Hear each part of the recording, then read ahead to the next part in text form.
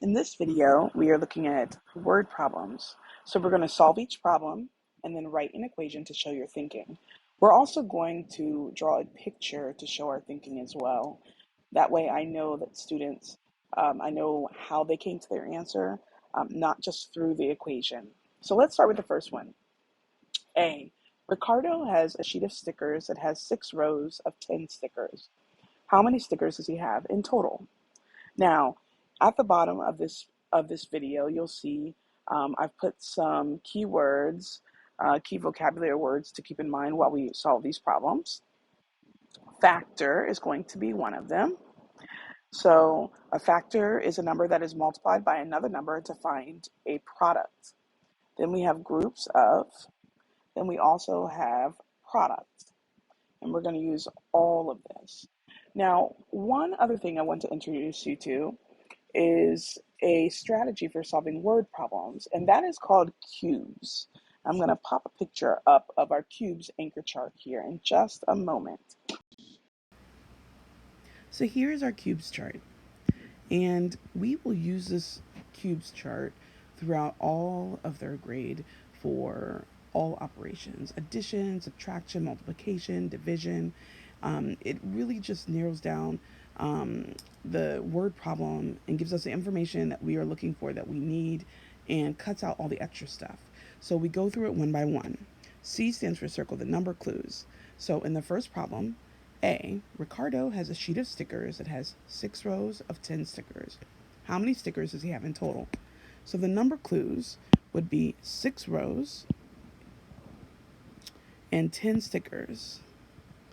So these are any numbers that it includes, and then you want to just put it together with whatever word comes after it, because that's usually the items that they're talking about, or the groups.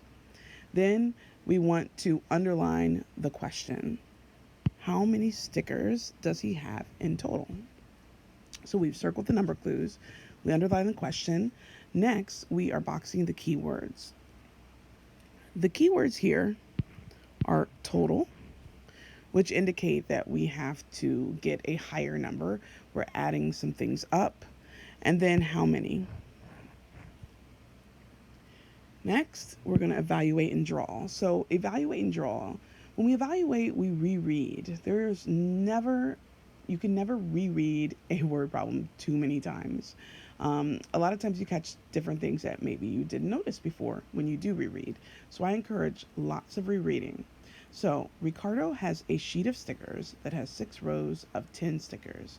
How many stickers does he have in total? Now we're going to draw. So I'm imagining a sheet of stickers, and I'm going to just put a rectangle here. And I always tell the students, although I like art, this is math, not art. So we're not looking for a masterpiece here.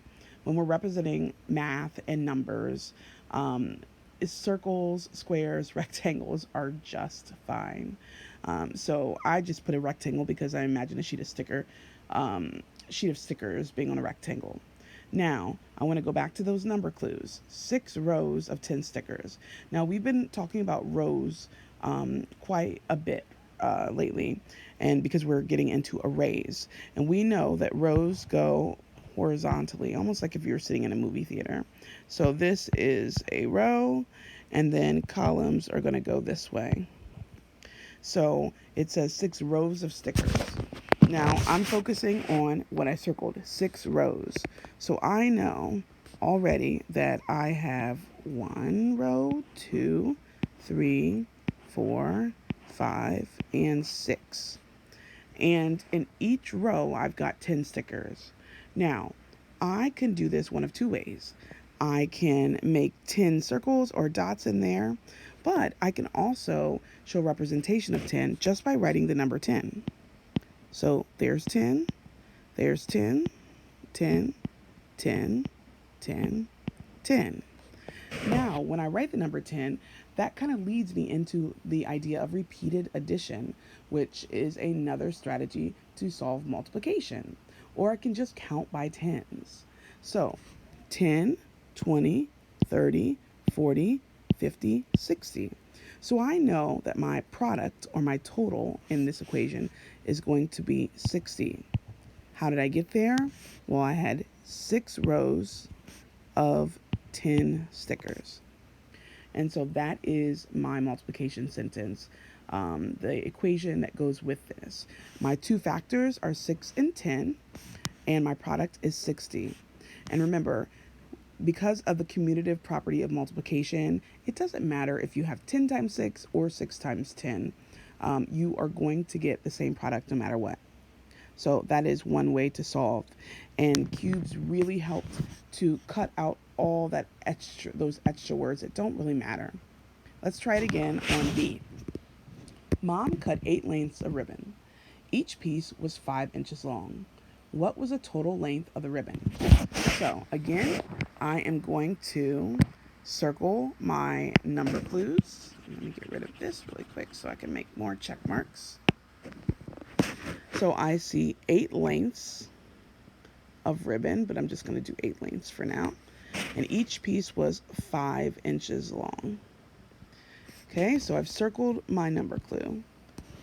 Underline the question. What was the total length of the ribbon? Now we're going to box the keywords. Now, one keyword that pops up quite a bit, and it's super important, is each. And lots of students miss that each, or they're just not sure what that actually means sometimes. You would think that they do, but it can be kind of confusing. So it's something that we definitely don't want to miss. So boxing the keywords is so helpful. And then total is another keyword. Okay, and we're really doing total length, but total would be our main keyword there. Now we evaluate and draw. Let's reread. Mom cut 8 lengths of ribbon. Each piece was 5 inches long. What was the total length of the ribbon? So again, basic shapes are what we're looking for here. I know that it says ribbon, it says 5 inches long, but what we need to understand is that if we get down to the bottom of it, we have a group and then we've got items in the group. We've got our two factors. So however that plays out, however you draw a picture to represent that fact, the simpler the better. So again, Mom cut 8 lengths of ribbon. Each piece was 5 inches long.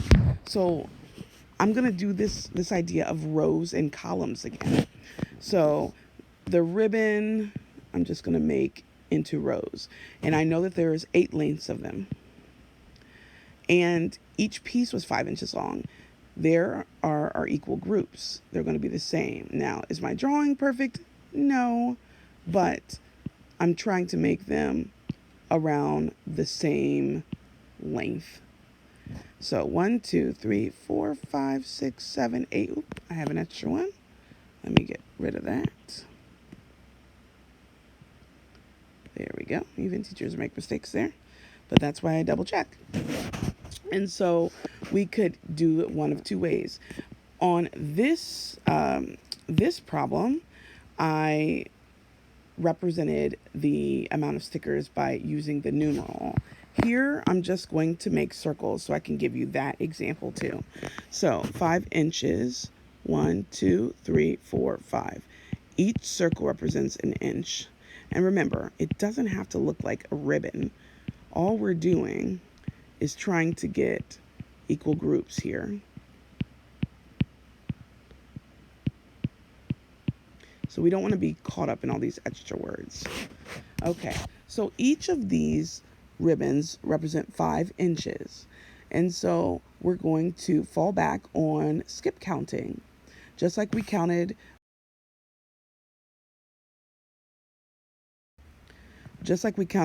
by tens on this one, we're going to skip count, but this time we're counting by 5s. So I'm going to check off as I count by 5s. 5, 10, 15, 20, 25, 30, 35, 40. And if I wanted to show that with repeated addition, I could write 5 plus 5 plus 5 plus 5 plus 5 plus 5 plus 5 plus 5 if I had the room. and that would still equal 40.